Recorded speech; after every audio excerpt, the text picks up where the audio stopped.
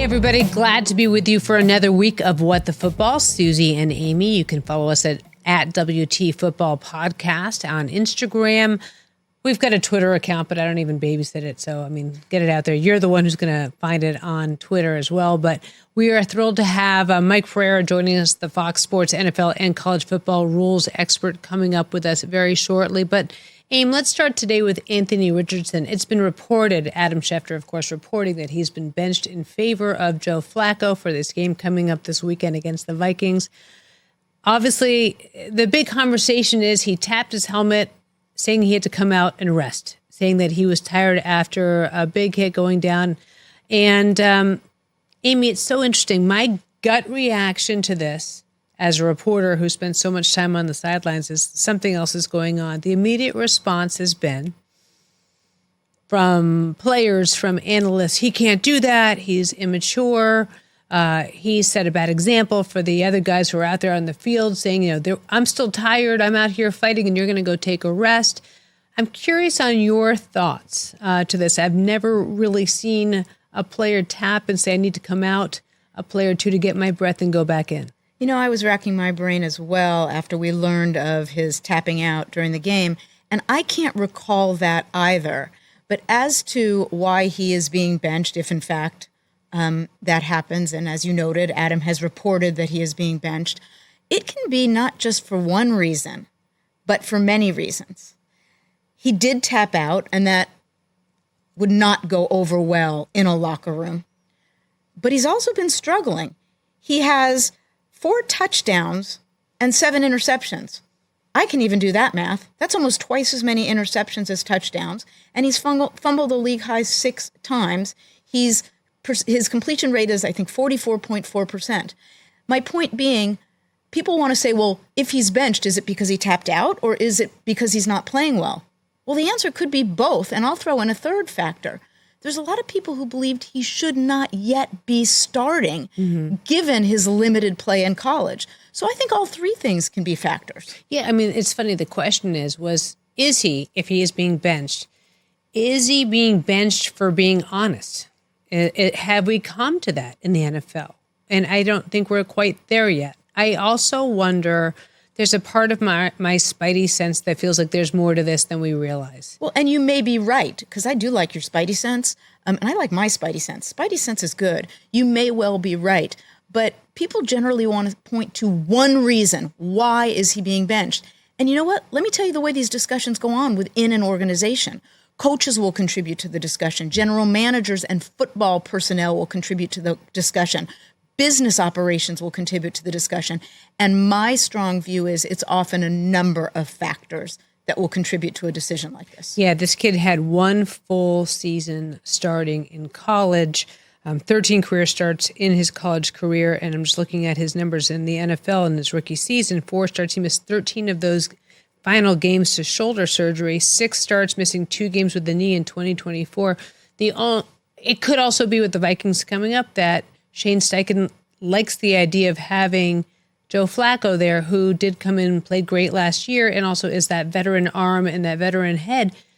The question is, since they did choose to start Anthony Richardson in the last couple of years, and since he's out there, does it hinder his development to sit him, or do they have to keep playing him now to push him forward because he hasn't played that much in the last 2 years? It's a great question, and I think the answer is a very, very strong, it depends. How engaged do they keep him on the sideline during the games? How are they using him in practice? How are they helping him develop not during live action? Yes, he needs to play in games to continue to develop. But you know what? Taking a breath may actually be the best thing for him right now. It also may be the best thing for the team. And, I tend to view things that multiple factors go into a decision. It's not necessarily one reason. As promised, Mike Pereira joins us on What the Football. Mike, we have a wonderful, storied history. We could teach a lot of people how to disagree vehemently and vigorously, yet agreeably. So thank you for joining us today. Now, Suzy and I have questions for you. Our followers have questions for you. And I'm going to start with one. During your years in the control room, who was your favorite NFL executive who contacted you regularly throughout games to point out every single officiating issue. Leading the witness. Come on. Oh, Suzy. That's your line, leading the witness there, Aim. You know what? That was well done, Counselor. Well done. But really, who was your favorite league executive to hear from about officiating gaffes when you were in the control room? Is that an appropriate question? Should it be favorite or should it be first? Hold on. Let me re-ask. Okay. Mike, which league executive tortured you the most so that when you heard that the phone was ringing in the back row, you kind of already knew who it was? Well, let me state my answer a little bit differently than you asked the question, because we always had a pool going in our command center in New York, and the pool was anytime a call went against the Raiders, it was how many seconds was it going to be before Amy Trask called. And so it was every time there was a call, everybody go 22 seconds, 15. I don't think this one's that bad. Well, this one might be a minute 5. And then we would get it and we'd award the winner who was the closest. Yes. I used to not hear from executives really until Tuesday morning when I first started out. But then when Amy and I got to know each other, yes, it did go down to second. So she was, I got to say, she ended up being my favorite and my first. I can't differentiate between the two. Well, Mike, I'm going to let Suzy jump into some questions initially, but I'm glad I was both the first and the favorite. And I really do love that we disagreed with one another so passionately, yet we did so agreeably. I think it's very interesting. There's so little accord these days. And so that you guys were able to have that flow and have that discord at the same time without wanting to kill each other says a lot about both of your personalities. Mike, I want to get right into it if you don't mind. A lot of people are wondering what happened on Thursday with that face mask with Sam Darnold in the end zone. What did you see? Well, I saw that there was a face mask and I kind of felt guilty. Why would I feel guilty? And the reason I feel guilty is because really nobody had a good look at it. The two people that would be responsible for it are the referee and the umpire, who were both behind the quarterback. And so did not see when the mask was initially grabbed. Now, why are they both behind and not somebody in front in the umpire's old position who would have been looking right at that? But in 2010, when I left, I kind of gave the umpires a present. I moved them out of the defensive side of the ball and moved them into the offensive side because I was getting so many guys hurt, so many umpires hurt, crossing routes, all of this. And they were using umpires as a pick. And so I moved them. And I'm still happy with the move, but it will haunt you once in a while in a situation like this. Look, you got to find a way to make the call. You don't want to make an excuse, but there was a reason, and maybe that's the reason why they look at it in the off season. And if there is something flagrant like that, then maybe they can use replay to correct that. I'm actually leaning in that direction and hope they do because I'm partly responsible. But it's a shame. I mean, still, the Vikings had to go, right? They had to go what would have been, I think, 82 yards, and they would have had to get a 2-point conversion. But you hate that conversation to be there when it was so obvious that there was a foul that wasn't called. And, an interesting footnote to that, because Mike is, of course, right, this is going to be looked at in the offseason by the league. The Rams have been quite vocal about wanting replay for that sort of incident. And had the Rams been successful in advocating for replay of a face mask or non-face mask call, it would have gone against them. So be careful what you wish for. You might get it. Yeah, what's interesting too, Amy and Suzy, is the fact that replay is already growing during the season. I mean, because things are happening. If you remember the Jets game where there was a face mask called, against the wrong team. They picked the wrong team, right. And so it got penalized wrong. Competition committee met with the NFL officiating department, and they said, okay, this is something that is objective. There's no subjectivity to this. It's either one team or the other. So they have now allowed for that to use a replay assist if that were to happen again. And so this what George Young used to call a monster replay. This is growing before our eyes. And I'm not going to be surprised if we don't see more and more each year that replay begins to become a part of. So why are there any limitations to replay assist? Well, I mean, I just think for one thing, you start to worry about, the length of the game and the number of stops and the number of corrections that get made. And, corrections are one thing when it's a down, when it's a clock, those things that are so objective, even in replay. If we were to take the play from Thursday night and put that in replay and allow an assist, now the assist guy has to think, look, this was really obvious, this one. But what about the ones that are marginal? There used to be 5-yard face masks, minor face masks that weren't penalized 15, only 5. We got rid of that, as did college, because it was so subjective. Are we now going to have a replay official or New York trying to make a determination? Yes, it's a face mask, but is it enough? There's those elements that have to be worked out, but they'll get there, Suzy. I mean, if you call, this one snuck in on us this year, if you call roughing the passer for a hit to the head or neck area and replay sees that actually there was no contact to the head or neck area, it was all chest, they can jump in and take that off. So we're gonna see it expand until we have what I was an advocate for, until we have the sky judge that can make immediate corrections when they see something so obvious and take it out of the hands of replay. That's what I would like to see. Just give them a person, give each crew a person who sits in a booth at a stadium, gets to see the replay right away and gets to make more corrections, just if he was the 8th official on the field, like they have in college. They have 8 officials, only 7 in the NFL. It's just technology will continue to grow, and so will the system, to where we will see more of it. I mean, the technology for replay now, I feel like I'm in a Star Wars movie. I mean, it's just like, it's a combination of Big Brother, you're saying sky judge above and what have you. And I think what you said that was interesting to me was it'll be looked at in the off season. But if you're a Vikings fan now, you want retribution. And I think that's why people get so frustrated with the refs. How do you balance what the fans want and the emotional reaction to these calls and having to review them later? Where's the balance there?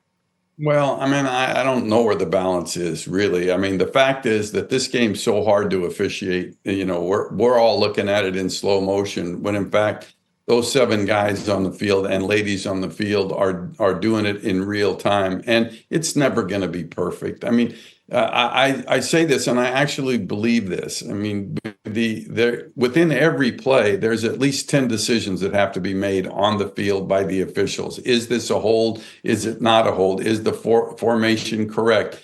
Is there illegal contact? Amy's my favorite topic, by the way. Is that they have all these decisions they have to make, and sometimes the things they don't call are more difficult than the ones that they do call. And so if you have 150 plays in a game, they have 1,500 decisions they have to make, and they are good. I mean, they actually are right. I mean, 90, I mean, they're going to make 6 or 7 mistakes a game, which is not too bad when there's 1,500 decisions. So sometimes we're going to have to accept the fact that they're not perfect and move on, just like players are not perfect and coaches are not perfect. But yada, yada, yada, the officials are held to a different standard, and I understand that. But I don't know that we want a game where there's going to be so many stops to look at so many things. At least my opinion, I don't want that. And I think, to your point about the job the officials do, I think something people often overlook is the size of the men on the field.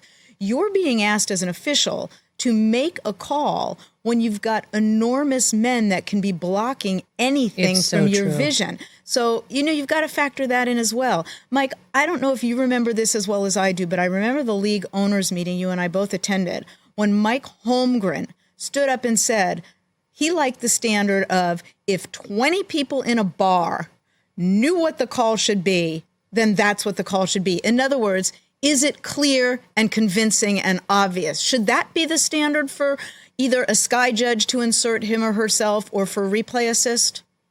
Yeah, it should be, Amy. And I don't know how we've gotten to where we have gotten now, where we're re-officiating every play. And that was never the intent of replay. The intent was, as Mike said that, I then took it to 50 drunks in a bar. I remember that. I remember that. Oh, and by the way, you're absolutely right. I had recalled 50 guys. It is 50 drunks. That's right. 50 drunks in a bar, if they think it's a catch, then it ought to be a damn catch. But we make things so complicated that, and again, I think that's where, to me, has done some good things. Yes. Okay. It's gotten more plays right. Okay. I buy that. You know what it's done to me, though, in my mind? It's made the officiating worse. I mean, and that's a terrible thing for me to say. I mean, because those are all my brothers are out there, but it's become too much of a crutch for them. I mean, back in my day when I was on the field, albeit it was short, you had to make your own decisions. I mean, when you threw the flag for pass interference, you had to get that damn flag to the spot of the pass interference. Now the guy throws a flag and Big Brother comes on and fouls at the 32-yard line. Okay, you go put the flag at the 32-yard line. It's just for the psyche of officials, I don't think it's really made them better. And maybe we shouldn't worry about that, I guess, if the fact that there's more calls that end up correctly being made through technology. But I'm not really overly a fan of replay and what it's done to the game and to officiating, but it's here and it ain't going backwards. It's only going to go forward and it's only going to get bigger. And so we just have to accept that fact. But we also have to accept the fact that we can't do what Bill Belichick said, which is make everything reviewable, because he would say, it's not going to add to the number of challenges. Yes, it is going to add. I used to say, Bill, it is going to add to the number of challenges because coaches only challenge they have less than one challenge per game that they use. It's like 0.6 or something. You let them challenge everything. And then to me, they will challenge everything knowing they're going to get it right. And now they get 3 challenges. So it's a slippery slope, however you look at it. But it's quite the topic. You can't make every play challengeable. Every single game would last 3 years, and we would have no season. It would be awful. Has there been any discussion to implement Sky Judge for the playoffs this year? No. I think, look, at the Sky Judge has been used in now the spring leagues. If you want to essentially call me a side judge or Dean Blandino a side judge, giving us the right to interject ourselves immediately and on plays that can be corrected. It's the same role of that would be that. I think the committee discussed that. They didn't like it. They want the game left on the field. Well, the game's no longer left on the field anyways, because I remember, Amy, when we first brought replay back in, Mike Holmgren said, okay, we'll go to replay, but only the referee can make the decision.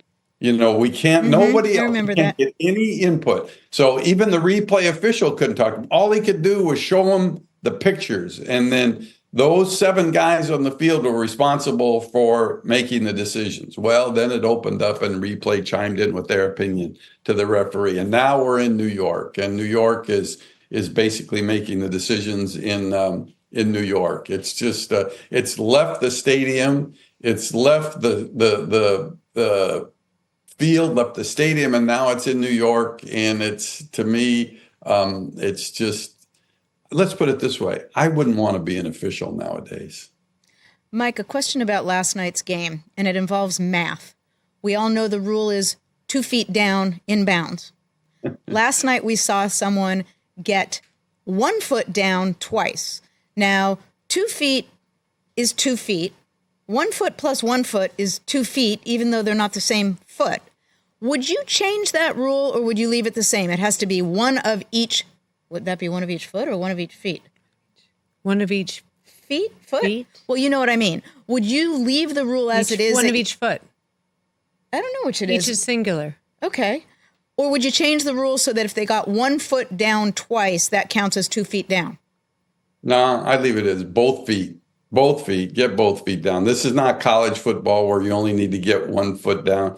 There's a certain skill that it takes to get 2 feet down. Totally And agree. hopping on 1 foot to get out of bounds isn't necessarily the skill that I think would be appropriate. So I would leave it. It's interesting because we always look for that, when I'm looking at plays, and certainly when replays, they go, there it is. You got the same foot down twice. That doesn't apply. And it's kind of, we like to jumble up what is a catch and what's not a catch, and the differences like between the college rule and the NFL rule. But no, I'm get them both down. Let's make sure that we can have that toe tap and not, as Kelsey said afterwards, well, what are we going to do? The guy could skip, 10 yards on 1 foot. Well, I'd like to see the guy do that. That would be incredible. But And as to your point about what is a catch, Lewis Murphy would like a word. Amy, there are things that we just have to let go. All right. I said it with a smile on my face. I mean, now's not the right time to talk tuck rule, I guess, no? Oh, no, let's move on. Come on, now, please. She looked at me like she wanted to murder me. And guys, we're not going to stand up, but I'm like maybe a foot taller than she is. And I just got very, very afraid. So I'm just sharing that with you guys all. George Kittle on Sunday Night Football, it looked like a pass interference, an offensive pass interference. And it looked like his teammates cleared out 2 defenders, 2 flags went out, they picked them up, and then touchdown stood. What did you see there? Yeah, no, I agree with that. And the reason that I agree with picking up the flag was what you do look at is say, if he is in contact with the defender when that collision occurs, does that defender have any influence over Kittle being able to go around? And if you look at it, that's why the flag was picked up. And I think even Terry McCauley said it was the right decision to pick the flag up, because if you're chucked in control by the defender, then basically he rode you into that collision. So I think that was the proper pickup. I think I was also interested in how it got picked up, because the 2 officials that would be both responsible, for making that call, both made the call. They both threw the flag, and then all of a sudden they have the discussion and they pick it up, which I thought was very, very interesting. It's like another official had a view, or did somebody say something in their ear? I'm not quite sure. And nowadays, when you think back even a couple of weeks ago to Georgia, Texas, with the bottle throwing incident, all that stuff where the official changed his mind, 3 minutes after he made the call for interference, that's the other thing. And I am not a conspiracy person whatsoever, but, transparency was always something that was a discussion in the NFL. And, there was never any communication, outside the 7 officials on the field. There wasn't even any communication between the 7 officials on the field. And then the idea came about, well, let's devise a system called official to official, O2O, and allow them to communicate with each other on the field. Great idea. So if Amy Trask is on the sideline and says, why did that official on the other side of the field call the illegal contact?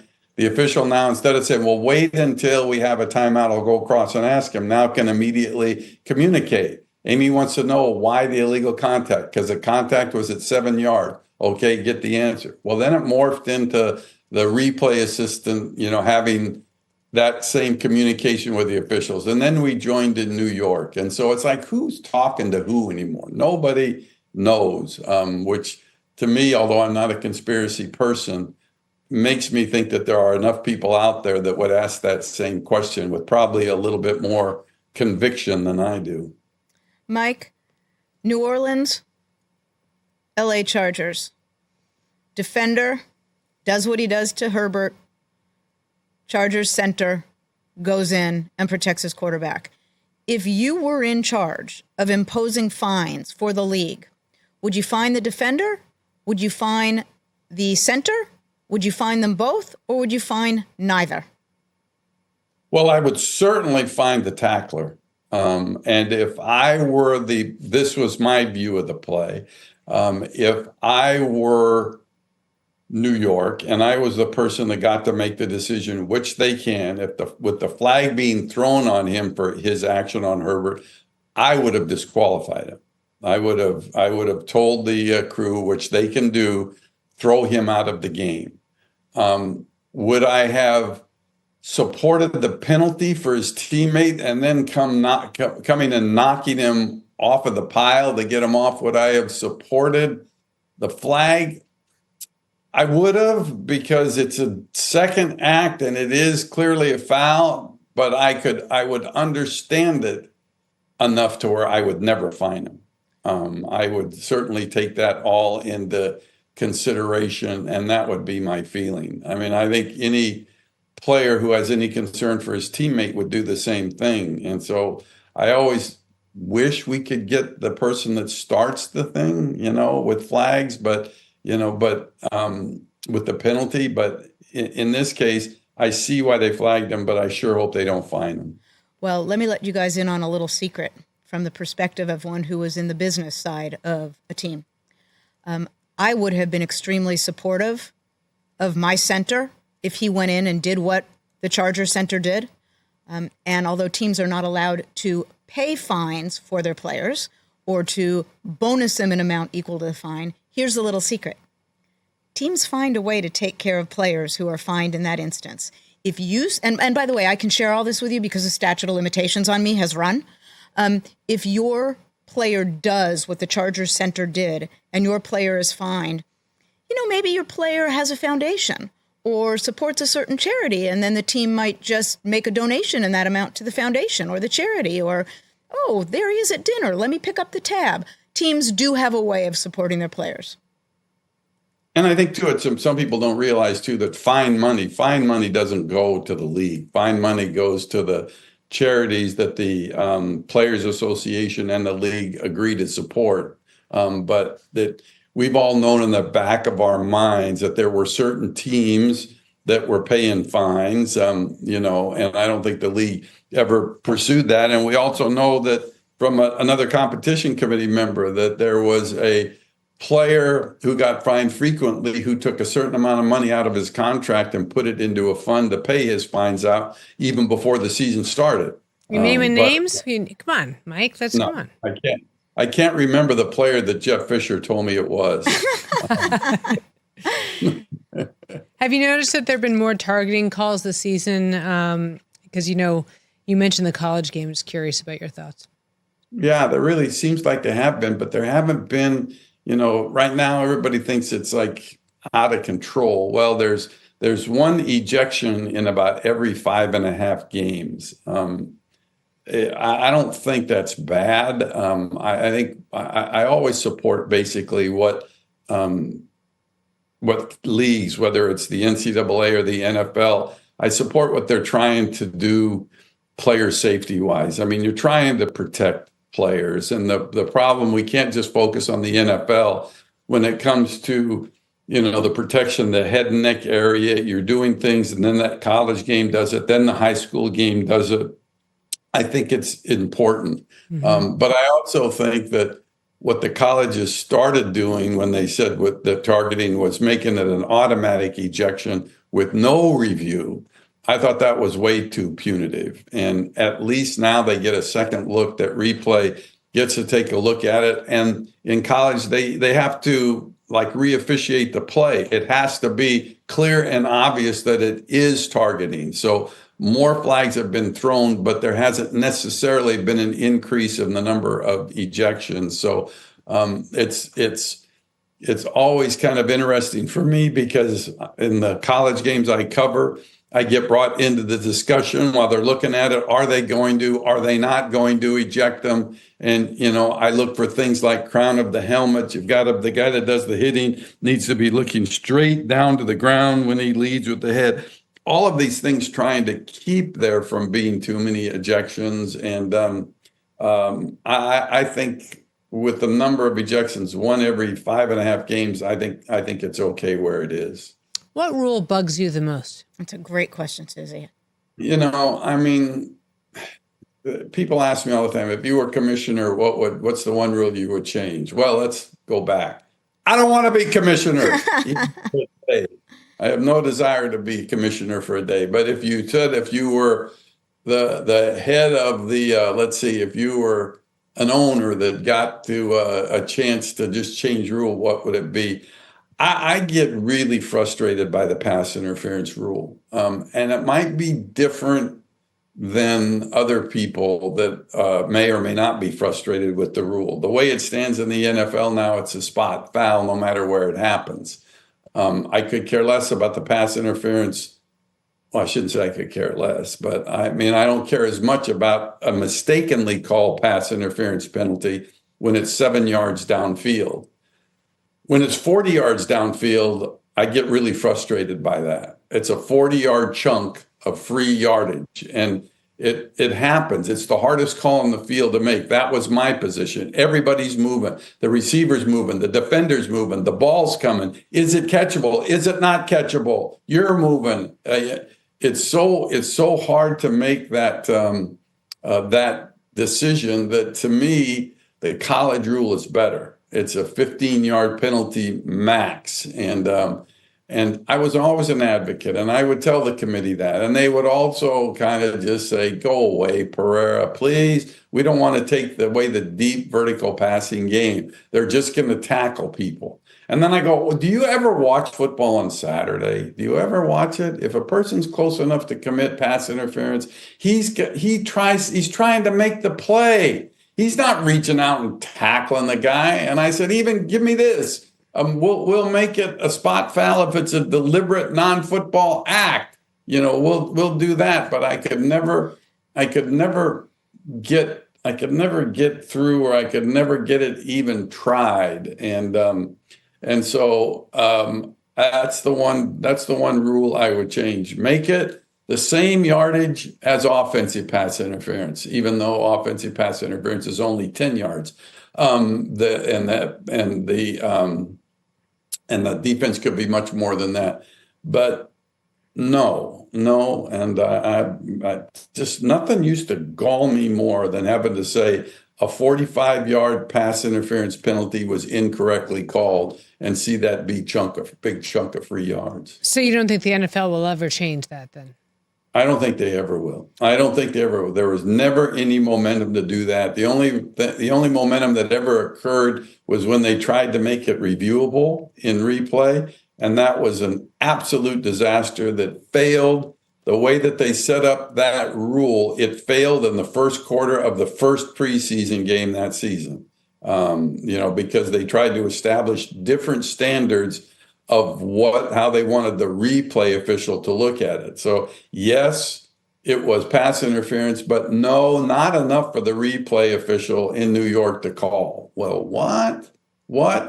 Talk about making a gray area call quite a bit more gray. That was the way to ensure that it was never going to work. You either had to say it is pass interference or not pass interference, but they weren't willing to do that. And so I don't see in any time going forward where they'll do anything with it. Mike, I've been involved in these discussions for years as well. Should it be a spot foul? Should it be a 15-yard foul? And I have never heard until this moment the creative solution you just offered, which is differentiate between pass interference that's just a football act, you're covering the guy, versus pass interference that's an absolute blatant tackle or something that is not simply a football move. And as you just noted, you could differentiate those two and have a normal DPI be a 15-yard foul, whereas something that's absolutely blatant where you just take the guy down, okay, maybe that's a spot foul. I think that's a really creative compromise. No, you can't say that hasn't been done before. We did that in the spring leagues because Blandino and I both work in the spring leagues and both work in the combined UFL now. And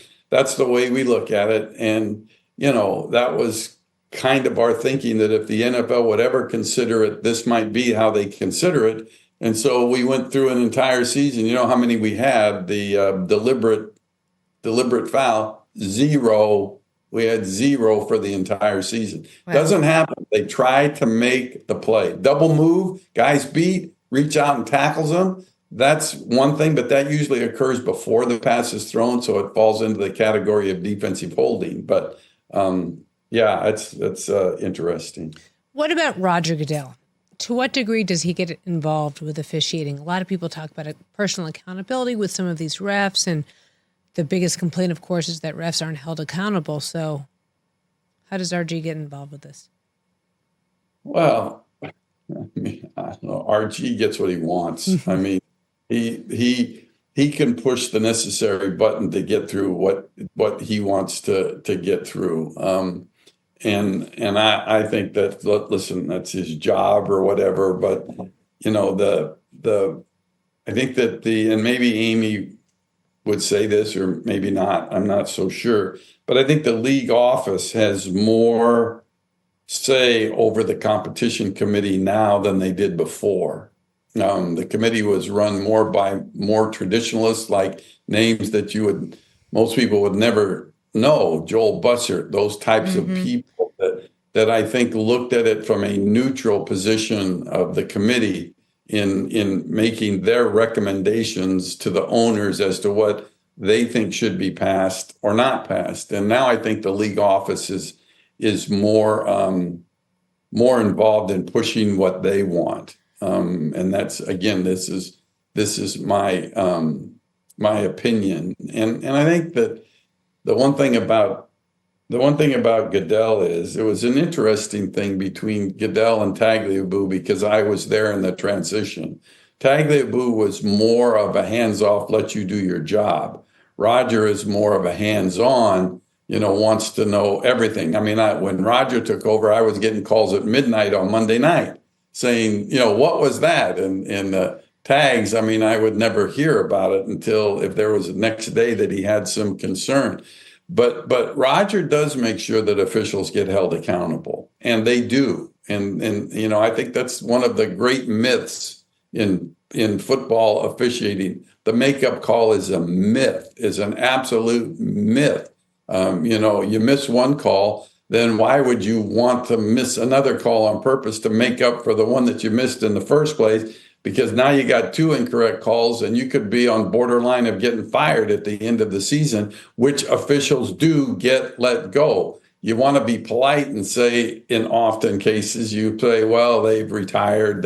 We've done this, moved them to this thing. But these guys are graded every week, and every play that they're a part of is looked at. I mean, and I went through both. I mean, I had every play, every call that I made looked at, and then I looked at every play when I was evaluating games of other officials, and they're given grades, and it's stressful. I mean, it is stressful. You wait the first 2 days of the week to get your game report, and here you think you had a pretty good game, and then you're knocked down twice because you missed this defensive holding call or you missed this illegal block in the back. And these officials at the end of the year with all of this evaluations are put into tiers, which now go 1 through 4, I believe it is. Tier 1, which allows you to be qualified to work the Super Bowl. Tier 2, the championship game. 3, you can be in the playoffs. 4 is not a good tier to be on. And if you're on that four tier, leaves you in tears, in other words. Well, if four says you better, if 4 scares you, the first year you're in 4, and then the second year you're in 4, especially if it's 2 in a row, then it does leave you in tears. There's no other sport, in my opinion, because we're a once a week game, that evaluates the officials more than the NFL does. It's always been that way from Art McNally's time all the way through Jerry Seaman and myself and Dean and all the other people that were crazy enough to take the job that we had. Mike, to 2 points you made, one about makeup calls. Every time I hear someone say, well, that was a makeup call, and your point is there are no makeup calls, it reminds me of what we were told as kids. 2 wrongs doesn't make something right. So if one call is wrong, don't make a makeup call that's wrong as well, because 2 wrongs don't make a right. And as to your point about the competition committee, I will share with you guys something I've never shared with anyone before. The first part, everybody pretty much knows, which is the league as a rule, or certainly a general rule, doesn't put to a vote anything it does not believe it has all the votes necessary to pass. So if there's a rule and it's up for a vote. If the league doesn't think it has the necessary number of votes to pass the rule or the rule change, it takes it off the agenda. Well, I remember walking into a league meeting after a break, and there was a competition committee rule about to be voted upon. I honest to gosh don't remember the rule. I don't think it was a big deal. But as I'm walking in the door to re-enter the 1 or 2 per club meeting I was attending, there's Bill Polian right at the doorway. And it was like something out of a mob movie. Amy, how are you going to vote? How are you going to vote? How are you going to vote? So that really does go on at league meetings. And if they don't think they can get that 24, they're not putting it up to a vote. You remember when they first changed replay, the overtime, it was one that they thought was going to have a tough time getting through because coaches really didn't want the rule change. They wanted it sudden death like it was. So then all of a sudden, meeting was essentially over, and I took the coaches out to play golf. I went to play with them, and so we're out on the golf course playing golf, and word comes we're on the golf course that they changed the overtime. The owners went back in and voted and changed it without the coaches there, and then they all got mad at me. Right, everybody thought that's why you took the coaches out. Yeah, they were mad at me because they thought I took them out to play golf just so they could leave you owners alone and pass this overtime rule. It took me a long time for them to get over the fact they thought it was me that created that mess. Let's take a couple of questions, if you don't mind, from our What the Football family. So Jeff M. at UW Moose, by the way, the guy's got a picture of a dog, so he knows how to get to us, says, what is the most difficult penalty to call? Well, I think I said pass interference was the toughest. So I think I'll say what's the second toughest? And I would say that's offensive holding. And why? Why is that so tough? Because the rule book makes it tough and makes it tough for a good reason. I mean, because the rule book actually has a section in it that says when holding is not holding. Now, there's one for you. So holding's not holding if it's a double team block. So if you're giving up 2 guys to block 1 guy, and then you turn and look at somewhere else, look at single blocks, and don't worry about that unless they absolutely pull that rushing defender to the ground. If there's a rip technique that is used, so if the defensive end comes down and does the rip technique and pins the arm of the offensive player around his neck, that is not to be considered offensive holding, even though it is holding because his arm is around his neck, unless they take his feet away. It's not holding. Yes, it's holding, but it's not holding if it doesn't materially affect the defender's ability to get to the ball or the runner. So this is like 3 of 6 categories where holding is not holding. And for people that say there's holding that goes on every play, boy, you're not far away from being right. I mean, you're not totally right, because my favorite play when I was ahead of officiating and had to suffer the consequences of mistakes, my favorite play where nothing could harm me, the kneel down. I love the kneel down formation. But otherwise, yeah, there are so many holds that are not called because it's either not enough or there's other stipulations. It's the backside of the run, all that stuff. So that's what I would tell Moose Man. All right, I'm going to go around this one. So Wolfhound Pup at @hound_pop, POP. And again, it's another dog, so they clearly know how to catch Wolfhound Pup on Twitter.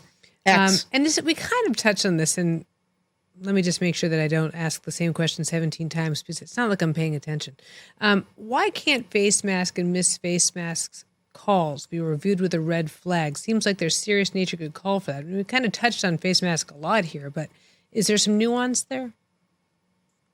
No, I mean, now you're going from assist to challenge, to let a coach challenge that if he's talking about the red flag. I don't know. I just look at it, as we know, it's going to be something that they talk about in the off season. And I just think we get down the slippery slope. You know, I will tell this story, and it's for old people like me, but after the 1998 season, when we had the call in the Seattle Jets game, when Vinny Testaverde scored the winning touchdown at the end of the game, which actually got every single Seattle Seahawk coach fired, Dennis Erickson and his staff.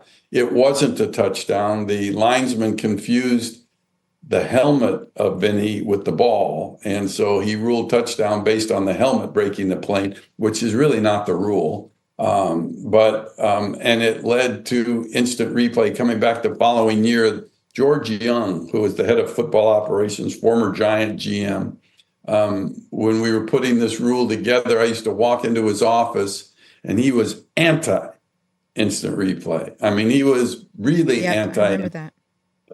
And he had a manila folder. He has had one folder just like this for all of his, instant replay material. And instead of putting instant replay on the tab right here, he wrote in big letters here on the front of the file, he wrote, "The monster grows." This was after the 1998 season. And when a very simplistic method was put together to where it was supposed to be clear and obvious before you overturn something. And he was right. It's grown in every sport pretty much anywhere. I mean, they have instant replay now. Some with success, some with not success, some with limited success. But like I say, this is a league where you go as far as we've gone. It's not going to go backwards. And look, we're not going to dive into this right now. It's another topic for another day if we ever do want to dive into it, and perhaps it should be with a drink in hand. But the fact that gambling has been legalized and is so prolific makes all of this even more interesting, because notwithstanding that calls are not made or calls aren't made or calls are not made. That was a great sentence, Amy. With that in mind, there will be people who think there are. So that's a whole nother issue that we don't even need to dive into right now. But, I think just because you brought it up, I think it's a good thing to point out that when it happened with Tim Donaghy of the NBA, when he had that thing that all surfaced, I remember Roger coming down to my office the very next day, and he said, the good news is that didn't happen to us. Mm-hmm. He said, but let's pretend it did. And so we examined everything. We examined how we put out assignments, how many times we did background checks on our current officials. And we made lots of changes based on that, which made me feel comfortable. And I think made us feel comfortable in the league that this wasn't going to happen to us. Look, they may have seen like subtle changes, like we didn't put out assignments for the entire season anymore for the officials, so nobody knew where they were going. We did background checks like every 4 weeks. And I was comfortable, and I'm glad that we did that. And I'm glad that I thought that Roger's take on that was really good, and saying, let's pretend like it was us. What would we do if it was? And they got to that point where you can never say never, of course. But I think it's so unlikely now in terms of officiating anyways. Yeah, I remember I was covering an NBA game that night, and it was a shit show. And we were literally covering the refs more than we were covering the game. Wow. Because it was like, it was so unheard of, and there was so much concern about that. Amy, you want to mention the foundation? Oh, yeah. No, sorry, Mike, I interrupted you. No, I'm saying, Suzy, it's like, it's like talking about officials and bringing officials into the limelight or talking so much about officiating. I have to say that prior to my time in there, when Jerry Seaman was there, they never let him talk to the media, period, basically, and never certainly on air. And it wasn't until me with Rich that I did the segment of You Make the Call with Rich, and it was so successful. Do you know that it got canceled after the first year? And that I got dumped from the NFL network, and my nickname then in the officiating department became Canceled. And it wasn't until a 1 year vacation from my time with Rich that they brought us back, just because it was so damn popular. I mean, I remember when you guys first started doing that because he was so excited to have the segment. He thought it was great. He's like, we're going to take everybody behind the scenes. We're going to be able to show them what it's really like officiating, and scene. But anyway. Mike, before we let you go, and thank you so very much for joining us and for all of your time, I am very, very familiar with the tremendous work you do with From Battlefields to Ballfields. Anything you wish to share with our followers about that? Is there anything coming up with which we can assist you? Have at it. Well, it's nice of you to ask that, and timely, because we have our golf tournament coming up on Monday. And, I'm very proud of what we have achieved. We basically have a foundation, as you said, Battlefields to Ballfields, which gives scholarships to veterans to become officials in their communities, to get out and be role models again, to get out and be a part of a team again. And it's kind of a cockamamie idea that I came up with in 2016, and we've been rolling along now, and I'm proud to say that we've given almost 1,500 scholarships now around the country in a total of 38 different states, and in some cases it's had a dramatic effect on their lives. It's gotten them outside and doing things, and like I say, but being working with kids, being a role model again. And for a time, if you went on Wikipedia and they were talking about Mike Pereira and his legacy, my legacy was that I was the person that took the officials out of white knickers and put them into long black pants. That's certainly not much of a legacy. And so it was kind of at that point where I felt like I needed to make a difference. I needed to try to leave officiating in a better place than it was when I first got into it, beyond, trying to teach somebody how to call pass interference, beyond trying to explain to somebody on television what is or isn't pass interference in the big picture of life. That's meaningless. And so I came up with this idea to help with the shortage of officials around the country and help with the veterans who needed things to do. And I'm very proud of the work that we have done. And if you just want to go online and look at Battlefields 2, the number 2, Battlefields2ballfields.org, you can learn more about our foundation and see some of the stuff that we have done. And if you ever even think of getting involved and becoming a part of our team with any donation, there's the ability to do that on the site, and we would love to have you. Yeah, we've got your website up there right now on the screen. Mike, thanks again for your time. This has been such a substantive conversation, and you're really generous with your time as well. Amy, great job, and thanks again for coming on here on What the Football. Thank you, Mike. You got it. My pleasure. Anytime. So, Aim, what do you think? You're going to go trick-or-treating? You still do that? Come on. What are you going to dress up as? I love Halloween, but I stay home and give out candy. I don't go out trick-or-treating. I make sure I'm there to give candy out to all the trick-or-treaters, but I am dressed up. Okay, so what are you wearing? Right now it's a little bit up in the air. I'm not sure. It's going to have to depend on my mood that day. So can you give us some little ideas? Do you like to go dark? Do you like to go light? Are you Glinda the Good Witch? Oh, I'm going to the Wicked Witch of the West? I would be the Wicked Witch of the West this year. I think I'd be the Wicked Witch of the West. I like that one, especially with Wicked coming out. When you buy your candy, do you buy candy you like or do you buy candy you don't like? That is a very good philosophical question and talks about people a lot. My husband and I have this conversation every year. And he says, buy candy we don't like. Yeah, so if it's left over, we don't eat it. And I say, what the, Right. Candy of choice. I have a variety this year.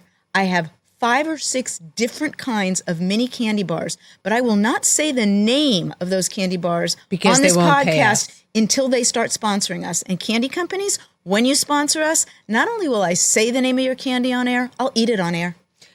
Taylor is going to a sleepover with 7 kids. And I think the reason why she wants to sleep out is that she knows that I will take half the candy and donate it because, I'm not insane. I'm not going to have my kids, jacked up on candy 24 hours a day. I think her hope is that if she goes to a sleepover, she can power through most of the candy before she gets First home. of all, tell her I have her back. Smart, and if you right? get rid of half the candy, I got her covered. And number two, think if you had 7 sugared up kids sleeping at your house. The mother is an angel, and my answer is hot no, won't do it. Thank you guys all for taking in What the Football. We are thrilled that you were a part of us. Go out and vote. Make every single vote count. Thanks so much. We will talk to you next week.